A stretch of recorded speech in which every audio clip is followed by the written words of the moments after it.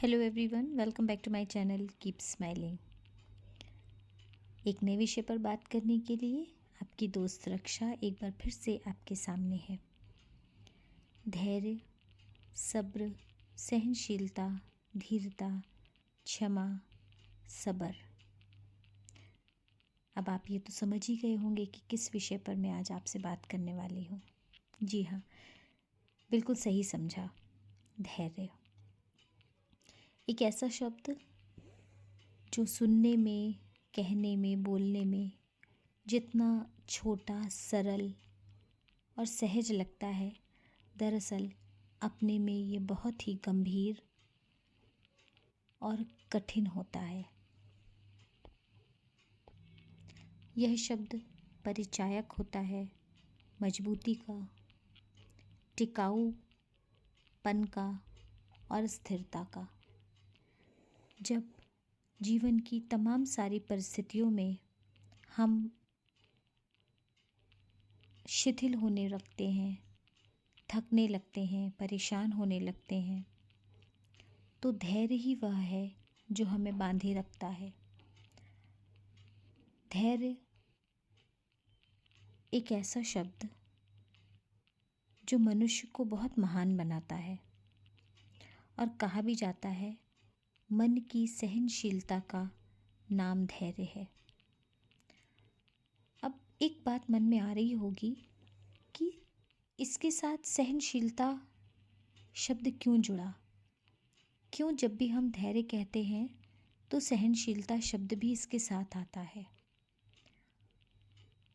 क्योंकि धैर्य परिचायक है किसी समय, किसी वस्तु या किसी भी एक ऐसे कार्य के होने का जिसकी हम प्रतीक्षा कर रहे होते हैं।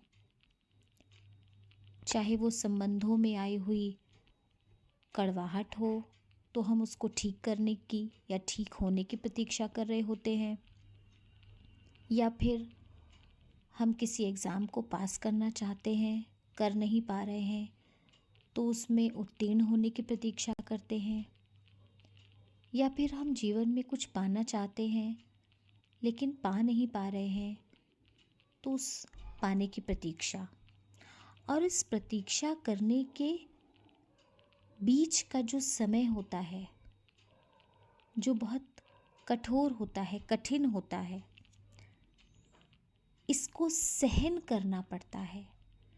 इसको हम चाहते अथवा ना चाहते हुए भी बर्दाश्त करते हैं, सहन करते हैं। जो लोग हंस करके बर्दाश्त कर लेते हैं इस कठिन समय को, उनके लिए हम कहते हैं कि वो बहुत ही धैर्यवान हैं। जो लोग ऐसे समय को नहीं पार कर पाते हैं, अपना धैर्य खो देते हैं, निराश हो जाते हैं, उनके लिए कहा जाता है कि थोड़ा धैर्य रखते तो वह समय भी आ जाता जिसकी तुम्हें प्रतीक्षा थी। इसीलिए इसके साथ सहनशीलता अनायास ही जुड़ जाता है। आपने एक बार सुना भी होगा, जब हम धर्म के 10 लक्षणों की बात करते हैं, कहा जाता है धृति, क्षमा, दमो अस्तेयम, शौचम, इंद्रिय निग्रह, धीर विद्या, सत्यम क्रोधो, दशक धर्म लक्षणम। इसमें जो पहला शब्द है ना, धृति, धीरता, क्षमा, आत्मसंयम, यह सारे शब्द कहीं ना कहीं हमें बहुत ही गंभीर, बहुत ही ऊर्जावान, साथ ही साथ बहुत ही पॉजिटिव भी बनाते हैं, बहुत ही सकारात्मक भी हमें रखते हैं। एक व्यक्ति जो अपने किसी काम के होने की प्रतीक्षा करता है और धैर्यता के साथ करता है, धीरज रख के करता है, सब्र रखता है, उसका अर्थ ही होता है कि वह सकारात्मकता के साथ में अपने कार्य को कर रहा है और उसके लिए उसने धैर्य रखा हुआ है। जीवन कहता है कि धैर्य रखना सीखो। धैर्य रखना सीख लिया तो हर चीज़ आपको अपने समय से मिल जाएगी। कई बार होता है कि हम अपने जीवन में किसी चीज़ को पाना चाहते हैं और नहीं पा पाते हैं, लेकिन हम ये नहीं समझते कि उस चीज़ को पाने का अभी समय नहीं आया। तो धैर्य एक ऐसा कड़वा पौधा है जिस पर हमेशा मीठे फल आते हैं। जब तुम्हारा मन टूटने लगे तब भी ये आशा करो कि प्रकाश की कोई किरण कहीं ना कहीं से उदय होगी और तुम डूबने नहीं पाओगे, पार लगोगे। धैर्य रखो। इसीलिए आज मैं आपसे यही कहना चाहती हूँ कि जीवन में कैसी भी परिस्थितियाँ आए, कितना भी कठिन समय हो, आपको जब भी लगे कि अब बर्दाश्त नहीं हो रहा, अब सहन नहीं हो रहा, यदि वो कोई ऐसा कार्य है जिसके लिए आप उसको दूर कर सकते हैं या उसके लिए आप तत्काल कोई प्रयास कर सकते हैं, निश्चित रूप से करिए। अन्यथा थोड़ा धीरज का परिचय दीजिए।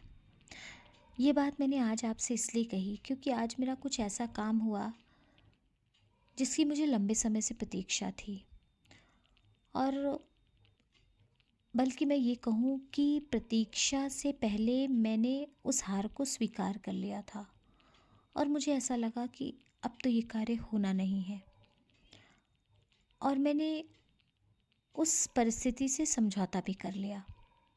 लेकिन फिर अनायास कुछ ऐसा हुआ कि वह हारी हुई बाजी, वह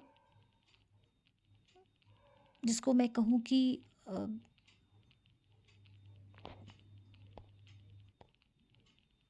किसी ख़त्म हुई बात जो मैंने ख़त्म समझ ली थी, जो मैंने समाप्त समझ ली थी अपनी तरफ से, वह एक बार फिर से प्रारंभ हो गई।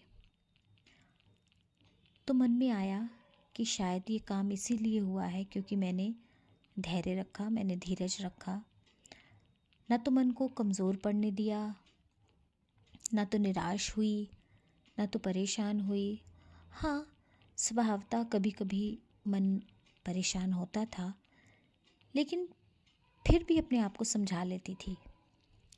तो आज आपसे यही गुजारिश करती हूँ कि धीरज निश्चित रूप से हमें एक बेहतरीन पल देता है, जो प्रसन्नता का तो होता ही है, साथ ही साथ संतुष्टि का भी होता है।